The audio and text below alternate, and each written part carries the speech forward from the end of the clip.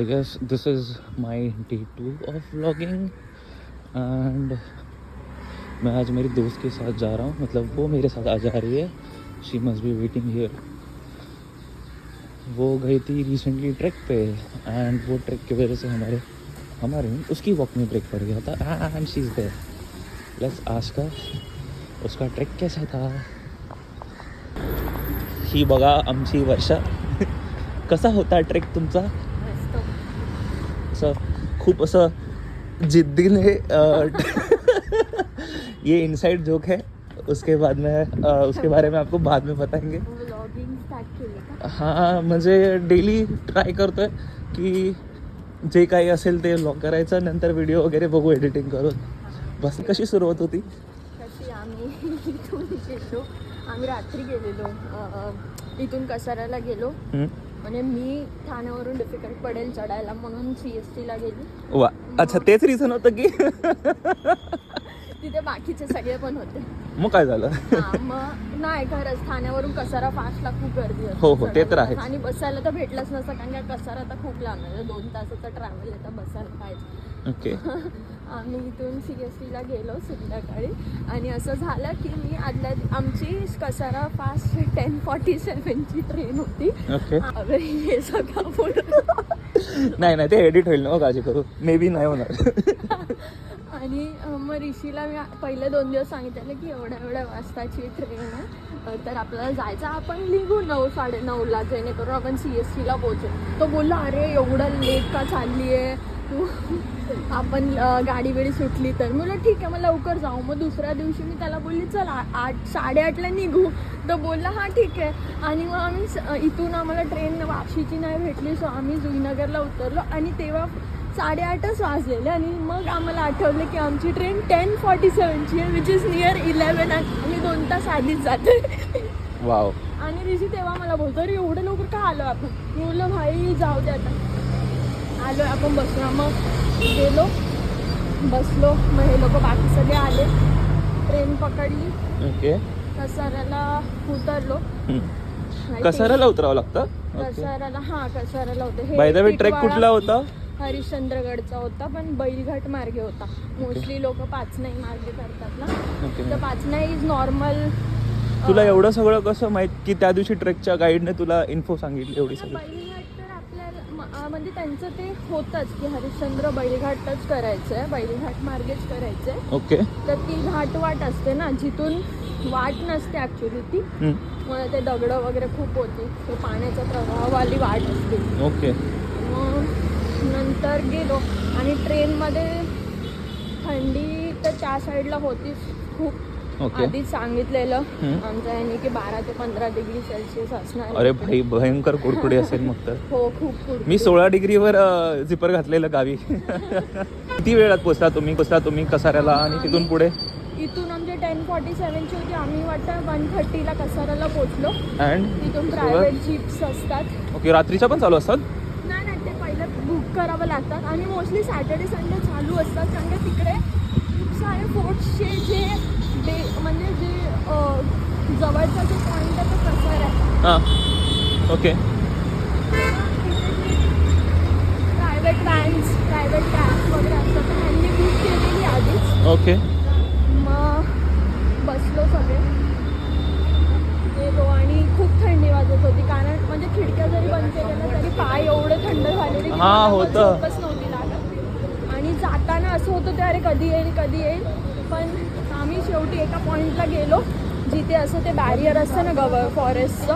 तर आम्हाला वाटलं की पोचलोय. सगळे असे थोडे रिलीफ झाले. तेवढा ड्रायव्हर बोलला अजून 1.5 तास. आई शपथ. मग झालं. मग तिकडे पोचलो. तिकडे एक त्यांनी केलेलं जे ते नेहमी जातात सो एक ओळखीचे काका होते त्यांच्या घरात सगळे स्टे आणि जेवणाचा वगैरे सगळा प्लॅन होता. सकाळी नाश्ता म्हणजे तिकडे कसं असतं आता माहिती आहे ना की एवढी माणसं येतात सो तिकडे ते टुरिझमसाठी बोला सो त्यांचे जे गावचे जे असतात लोक ते करतात हे सगळं. आय गेस कलावंतीन आणि प्रबळगडला पण सेमच आहे. सगळीकडे आम्ही कळसुबाईला वगैरे जातो किंवा कुठलाही बेस विलेज असेल ना तिकडे ही माणसं करतात. हो आम्ही आमची बाईक पण तिथेच पार्क केली. जरिया नसतो तर मग हे तर करावंच लागणार ना. मध्येच हिचं उर्दू बाहेर आलेलं आहे. ओके, मग ट्रेक कसा सुरू झाला? मग आम्ही तिकडे पोचलो ना, अर्धी माणसं आणि एवढी थंडी होती की आम्ही म्हणजे जी गावची घरं असतात ती बाहेर खळं, मग नंतर ते मधला तो खण, मग अजून हॉल वगैरे. हा माहिती आहे. लिटरली तिकडे त्यांच्या चादरी होत्या, हे माणसं त्यांच्या चादरी घेऊन स्वतः झोपले. वाव. तेव्हा ते काका पोहे वगैरे बनवत होते. मग सगळे फ्रेश झाले, पोहे वगैरे खाल्ले आणि आम्ही निघालो. ओके, किती वाजता निघालेला ट्रेक? 6:30ला निघालो. म्हणजे तेव्हा उजेड झालेला की? 6:30ला उजेड नव्हता, पण लगेच 5:45पर्यंत तो उजेड झालाच. ओके, म्हणजे सेम आता जसं झालंय तसं. हां. ओके. तेव्हा आम्ही थोडं वरती म्हणजे 10 मिनटं चालून थोडं असं पठारसारखं ह्याच्यावर गेलेलो. ओके. तर मग तिकडे सगळ्यांचं इंट्रोडक्शन झालं. ओके. त्यांनी सांगितलं काय काय नाही आहे, तर थोडीशी माहिती दिली वगैरे आणि मग सुरू केलं आम्ही. मग असं म्हणजे ती वाटच पूर्ण दगडाचीच होती. ओके. सो सगळे एकामेकाच्या मदतीने चालत होते. ऋषी पुढे गेला आणि नंतर त्याला मध्येच आठवलं की मी पण त्याच्यासोबत मी बोल जसं जमतंय, कारण काय दम लागतो. आणि जिद्दीने पहिले सांगितलेलं की खडी साखर आणि सोबत ठेवायला, खडी साखर आणि आवळे ठेवायला एनर्जीसाठी. एनर्जी प्लस त्याची सलाइवा जनरेट होते, तर आपल्याला जास्ती पाणी नाही. आणि थंडी होती, सो माझी तर वाट लागत होती, पाणी नाही पिलं. दॅट्स वाय थंडीमुळे त्याने मास्क पण घातले ना ऋषीने. हां, सगळ्यांनी ते मास्क वगैरे तर घातलेलेच. मी पण ते कान वगैरे बनवलं. माझा प्रॉब्लेम असं होतं, कान मला बंद पण करायची, पण मी हे पिअर्सिंग केलं तर मला ते दुखत पण होतं बंद केल्यावर. मला वाटलं ऋषीने मास्क घातलाय कारण की त्याला काय त्याला बोलत ना कॅमेरा कॉन्शियस आहे म्हणून त्याने घातला की काय. ओके, पण तुमचे फोटो, तू आता जो रिसेंटली फोटो पोस्ट केलायस ना, तो खूप छान आहे. अशी पुढे बसली आणि बाकी पूर्ण गँग सारखे मागे बसले. तर असं झालं की म्हणजे आम्ही चढतोय नंतर एक असं पोर्शन आलं जिथे एक म्हणजे आमच्याच ग्रुपमधली एक मुलगी होती, तिने चढते आणि अचानक म्हणजे तिला थोडंसं असं झालं की थोडं मळमळत आहे मला, किंवा ती दमलेली. आणि मग माझ्यासारखी खालून चढली आणि अचानक आवाज आला जोरात, धाम पडली दगडाला आपटली ना, खूप जोरात आपटली. आणि मग ती तिथेच बसली आणि ती बोलली अरे नाही मला गरगरतंय, मला कसं तरी होतंय. शेवटी तिची उलटी केली. हा, तिला ते हाय अल्टिट्यूड मध्ये उंचावर गेलं झालेलं की नाही, म्हणजे तिला पहिलेच हे लोकांनी सांगितलेलं की तू जास्ती पाणी पिऊ नको. अच्छा, ओके. तरी तिने पाणी खूप पिलं. सो हे पण एक पॉइंट आहे की ट्रेकला जाताना जास्त पाणी नाही प्यायचं. हा, म्हणजे डिहायड्रेट होतं म्हणून आम्ही थोडं सिप खडी साखर वगैरे घ्या म्हणून सांगितलेलं. त्यांनी कसं तुमची सलाइवा जनरेट होत राहते ना, मग तुम्हाला तेवढं डिहायड्रेट व्हायला त्याला शाउट आउटची गरज नाही भाई. हा पण एक शाउट आउटच होता.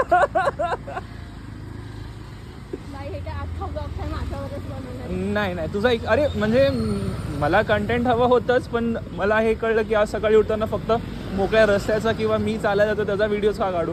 मला क्लिक झालं की तू ट्रेकला जाऊन आली, तो एक्सपिरियन्स कसा होता? असं आणि माझं असं होतं की पाय ठेवताना ना मला कधी कधी अंदाज नाही की आपण या जागेवर पाय नाही ठेवला पाहिजे. मी असं पूर्ण अशी दगडच होता तो पूर्ण.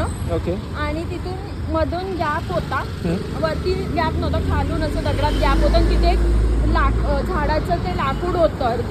तर या साईडनी जायचं होतं, पण मी चुकून या साईडनी गेली. एक पाय माझा एवढ्या वरती होता आणि दुसरा पाय मी टाकायच्या आधीच सटकला. आणि मी हे लोक बोलतात अरे पाय वरती घे. मी बोलतो अरे अडकला बोलतो कोण अडकलं? अरे म्हटलं पाय अडकलाय माझा. मग तो काय खालचा पाय निघत नव्हता, सो वरचा पाय मला खाली घ्यायला लागला. ओरडा पण खाल्ले कोणाचा? अरे म्हणजे सगळेच बोलले की अरे नीट करायचं, ज्याचं जळतं त्यालाच कळतं काय. मग नंतर गेलो हळूहळू, म्हणजे दम तर लागायचा मला. ओके. टोटल किती वेळ आला वर पीकवर पोचायला? आम्ही बघ आता पीकवर म्हणजे चढत होतो, त्याच्यानंतर जी तटबंदी येते, जो दरवाजा होता आधी तिकडून अजून वर चढलो तर पूर्ण कोकणकडा, म्हणजे वर तेच विचारणार होतो, कोकणकडाचा व्ह्यू वगैरे. कोकणकडाचं जेव्हा पोहोचलो त्या पॉइंटला तेव्हा 9 वाजलेले. अरे बापरे, म्हणजे 6-6:30 पासून तर आधीच बोललेला की 2.5 तास लागले. बैलगाड मार्गे चाललोय, सो 2.5 तास लागणार आहे. मग तुम्ही कोणाकडे ड्रोन वगैरे होतं?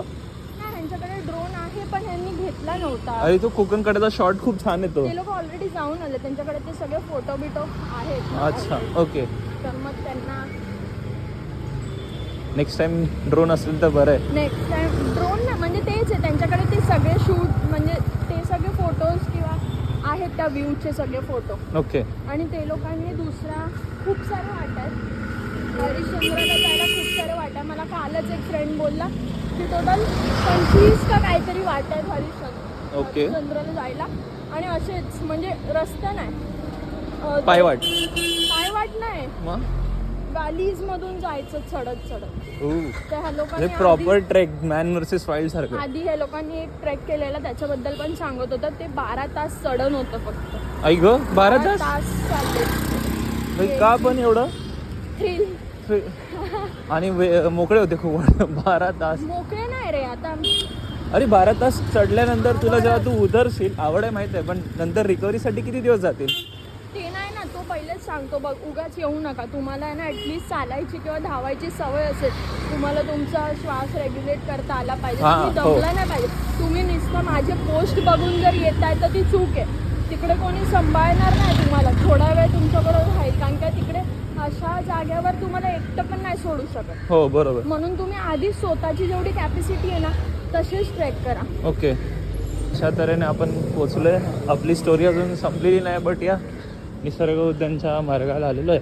बघूया आजचा दिवस वॉकिंगचा कसा जातो. आताचा तो एक रस्ता येणार आहे जिथे तुमचा श्वास नको वाटेल तुम्हाला. नको नकोसा वाटेल श्वास. होपफुली आज गाड्या नाही येणार समोरून. And here it is. Timing असतो रे त्यांचा. हां येते येतात गाड्या येतात. गाडी टाकल्यावर. दाखवली ना का श्वास नकोसा वाटतो ते ह्याच्यामुळे. आमची नवी मुंबई स्वच्छ होण्यासाठी ह्या अस्वच्छतेतून आम्हाला जावं लागतं आमच्या पार्कमध्ये. आम्ही रिक्वेस्ट करतो कुठला दुसरा रस्ता असेल निसर्ग. ते म्हणतात तुम्ही येऊ नका. झाडा निसर्गासाठी दुसरीकडून रस्ता. कसं जाणार तिकडे? इथे मागून रस्ता काढला पाहिजे. हा ना. हे आहे आमचं निसर्ग उद्यान. ती जी ब्युटी बघण्यासाठी आधी ही ब्युटी बघावी लागेल. गहन विचार करून गहाण तवा साफ केला. हे आहे घासायला पाहिजे होती. हा. नेक्स्ट टाइम माझ्या घरी पण हे भांडी घास. Nice one nice one. हे आहे आमचं निसर्ग उद्यान. जर तुम्हीही कोपर फिरण्यामधून असाल, निसर्गाच्या जीव पण भेटतात. काय जर तुम्हीही इथे येत असाल वॉकिंगला, अरे खूपच गर्दी झाली आहे हल्ली. तर नक्कीच थोडी माणसं. नक्कीच कमेंटमध्ये सांग. ही इंट्रोवर्ट बाई आहे, कशाला आली बाहेर? नाहीये, पण मला माणसं आवडत नाहीत. गर्दी नाही आवडत, कारण का मोस्टली जर लोकलमध्ये मी ट्रॅव्हल करते तर तिथे असतेच गर्दी यार. मग इथे नको ना? शांती जागा होती. आपण असं इथून असं उलटा running राहून? करूया का? र तुला काय एक ट्रेक करून आलं, अपग्रेड झालीस, पिकाचूचा रायचू झालाय का? नाही, माझा खूप दुखत होता काल 2 दिवस सगळं. ओके. जर तुम्ही इथे येत असाल तर कमेंटमध्ये नक्कीच सांगा. मला एक हे भेटली ट्रिक की माझे जे पाय दुखतात ना ट्रेकवरून आल्यावर सगळं जड होतं की आपला फोल्ड पण नाही करतायत वगैरे. तर एक दिवशी असं झालेलं, मी कुठल्या तरी ट्रेक करून आले आणि दुसऱ्या दिवशी पाय चालतात लॉक होतात. मग मी एकदा ट्रेनसाठी पळाली, कारण की ट्रेनसाठी पळलं नाही तर ट्रेन भेटणार नाही. असं थोडी लवकर गेलीस तर भेटेल. ऑप्शन नाही, तर पळावंच लागतं. मग तेव्हा जाऊन असं झालं की अरे त्या मसलला परत थोडीशी एक हे झालं ना एक्सरसाइज, मग ते बंद झाले दुखायचे. म्हणून मी आता जेव्हा पण येते तेव्हा त्या स्टेशनवरून पळत असते. म्हणजे हे बघा, हे लॉजिक मला तर समजलं नाही, बट हा पॉईंट आहे. जर एक्सरसाइज कंटिन्यू असेल तर दुखत नाही. दुखायचं लगेच बंद होतं. प्रत्येक जिम रॅटला माहीत असेल की पहिला जो जिमचा दिवस असतो त्याच्यानंतर दुसऱ्या 2-4 दिवशी कसं होतं. स्टेशनवर पळायला. हां, ही जी ॲडवाईस आहे, ज्याने जिमचा पहिला दिवस झाला आहे त्याने पुढचे 7 दिवस ट्रेन पकडायसाठी पळा. तुम्हाला कुठे जायचं नसेल तरी पण पळा. Nice advice. ह्या आहेत श्रीज बोल, सौ पण नाही बोलू शकत. कुमारिका. मिस वर्षा. इंट्रोड्यूस कसं करायचं काय शिकून ये म्हटलं. इंट्रोड्यूस नाही मी बोलत होतो, ह्या होत्या मिस वर्षा. ह्यांची ॲडवाईस तुमच्यावर आहे, घ्यायची तर घ्या, पटलं तर घ्या.